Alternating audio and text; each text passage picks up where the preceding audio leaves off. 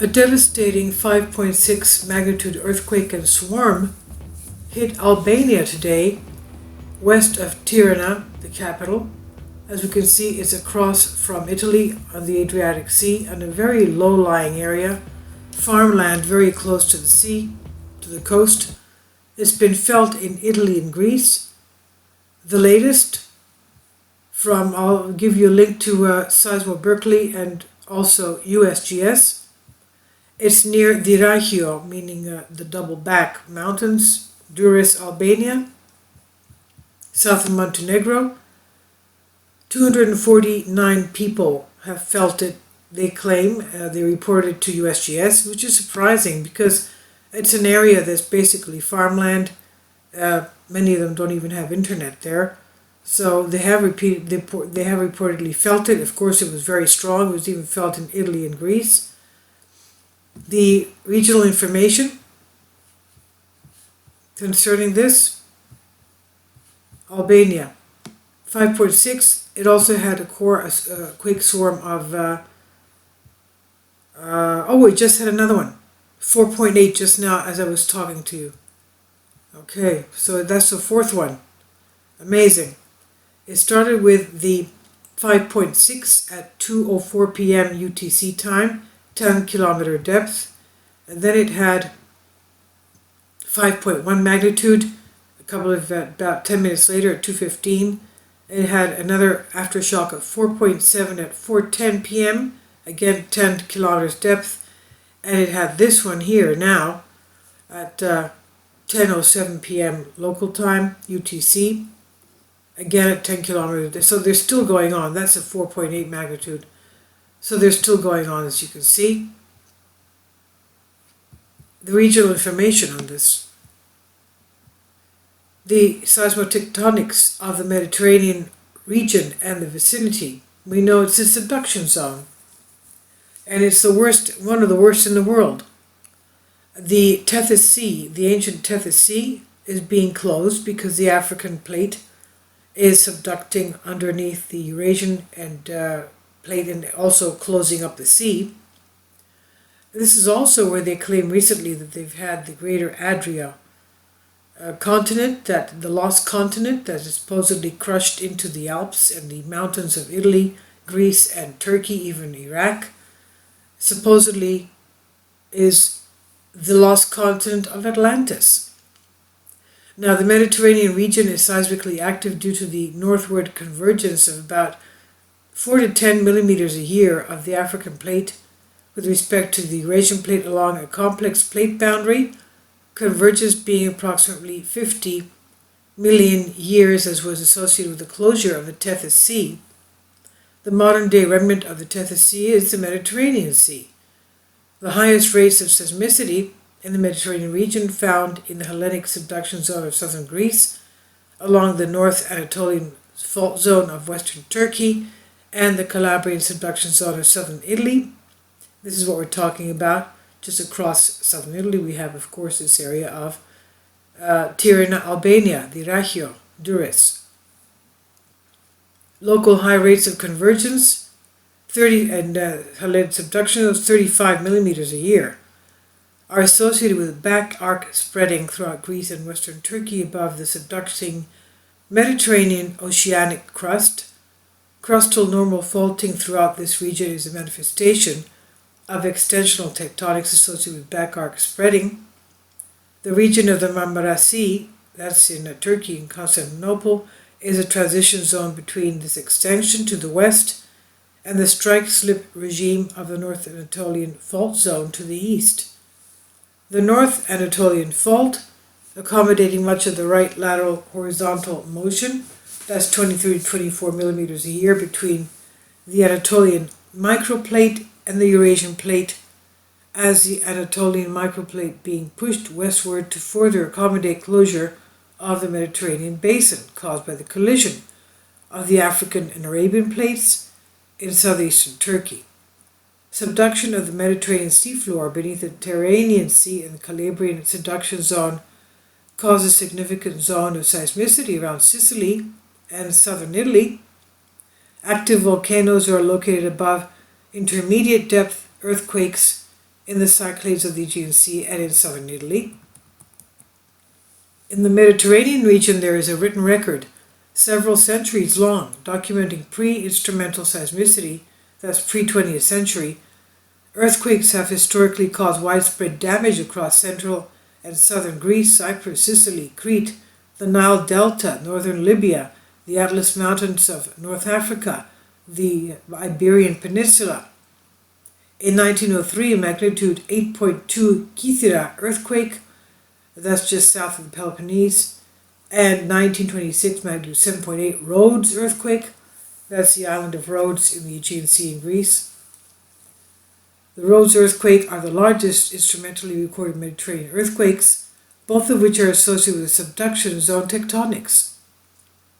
Between 1939 and 1999, a series of devastating magnitude 7 plus strike-slip earthquakes propagated westward along the North Anatolian Fault Zone, beginning with the 1939 magnitude 7.8 Erzincan quake on the eastern end of the North Anatolian Fault, and that's in Turkey. And then we had the 1999 magnitude 7.6 Izmit in Turkey earthquake, and a couple of weeks later we had the 7.2 downgraded to 6.9 in Athens, Greece, and we still have those earthquake victims living in the little church, shanty town, a church of Saint Sozon in Kapotag, which we help with our volunteer work. As you know, in the end of every video I have that little explanation for you. Yes, 20 years later and the people are still there, living in this shanty town, 20 years later. A whole generation, basically. Now, although seismicity rates are comparatively low along the northern margin of the African continent, large destructive earthquakes have been recorded and reported from Morocco in the West Mediterranean to the Dead Sea, in the Eastern Mediterranean, around Israel, of course. In 1980, a magnitude 7.3 El Asnam earthquake was one of Africa's largest and most destructive within the 20th century. Large earthquakes throughout the Mediterranean region have also been known to produce significant and damaging tsunamis. One of the most prominent historical earthquakes within the region is the Lisbon earthquake, November 1st, 1755, whose magnitude has been estimated from non-instrumental data to be about 8 magnitude. The 1755 Lisbon earthquake is thought to have occurred within or near the Azores of Gibraltar Transfer Fault. So that was near Gibraltar. Azores, as we know, are volcanic, and which defines the boundary between the African and Eurasian plates of the west coast of Morocco and Portugal.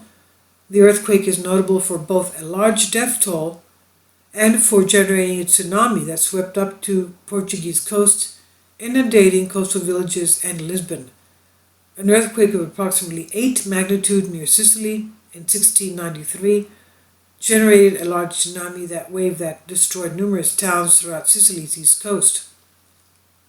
Magnitude 7.2, December 28, 1908, Messina earthquake, the deadliest documented European earthquake. The combination of severe ground shaking and local tsunamis caused an estimated 60 to 120,000 fatalities. And also, Rachel Russell reports on Express UK concerning the Albania earthquake as huge shakes. As we said before, we just had another one of 4.8 of an aftershock, again 10 kilometers depth at the same exact area. And they're still ongoing. At least 49 people injured after the Albania quake, of the original one being 5.8, struck near Tirana. It started at 2:15 about 8 hours ago, and 7.5 magnitude quake striking afterwards. It's not 7.5, this is a typo, it's 5.7. There have been reports of at least 43 people injured. Many people reported they could feel buildings shake, and have been reports of falling bricks crushing their cars at the capital, as well as because of the falling roofs. Buildings being badly damaged in the coastal towns of the Ragio Duras, close to the epicenter. As we said, it's a very soft area there. It's very low-lying. and it's it can liquefy in earthquakes that are strong as that.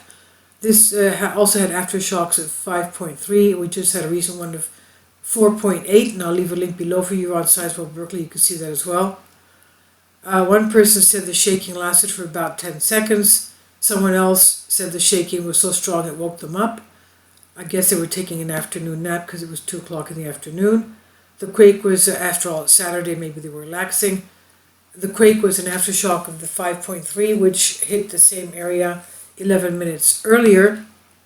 So we've basically been having aftershocks which are quite big. What happens many a time is, even if you have a strong building and nothing happens, it's not injured from the first strong quake, every strong quake after that, of course, starts loosening the building up, which is, of course, not good. And it's been having, it was the 5.6, we started 5.6, then we went to 5.1, a couple of hours later, then we went to 4.7 a couple of hours later after that, 2 hours after that, and now we just had the 4.8. So as you can see, they're all big. And you had four big quakes in one day, a couple of hours for each other. That's not good for a building, as you can understand. So yeah, people have felt this. The buildings have been shaking. Franco Giordani, 21, watched in horror as his teacups and glassware, of course, fell off his TV stand, shattering in his flat. He tweeted, "Chaos is spreading on the streets, and these are a few damages that happened in my home. I hate living in an apartment right now." Okay, well, that's understandable because your floor is up.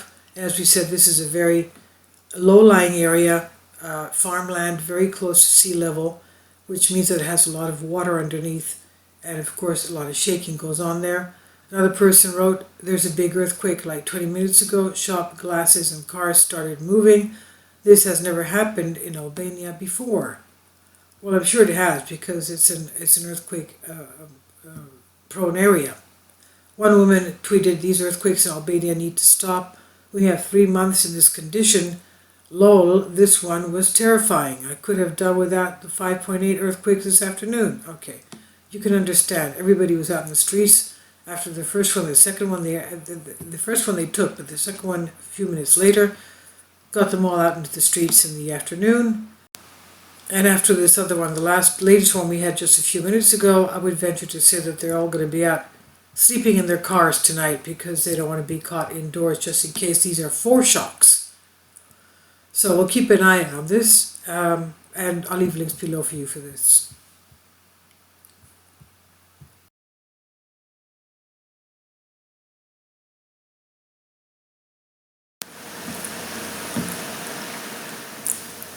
If you'd like to join me on my Patreon account, you will hear content not covered by mainstream media. These riveting stories will be based on my research, and I will state my opinions and give my personal insight on diverse and controversial subjects and world events not covered by mainstream media, and not supported by YouTube guidelines. So whatever I have on my Patreon, most of those will not be on my YouTube channel. Please consider becoming a member today. More of the most significant and important videos will be on my Patreon channel. Your support helps me to continue my research and keeps this YouTube channel alive. And we depend on your support, your generous charity, because we help economically challenged families here in Athens, Greece, in Kapota, and we also help the young generation with university tuition and the community around our church. Thank you.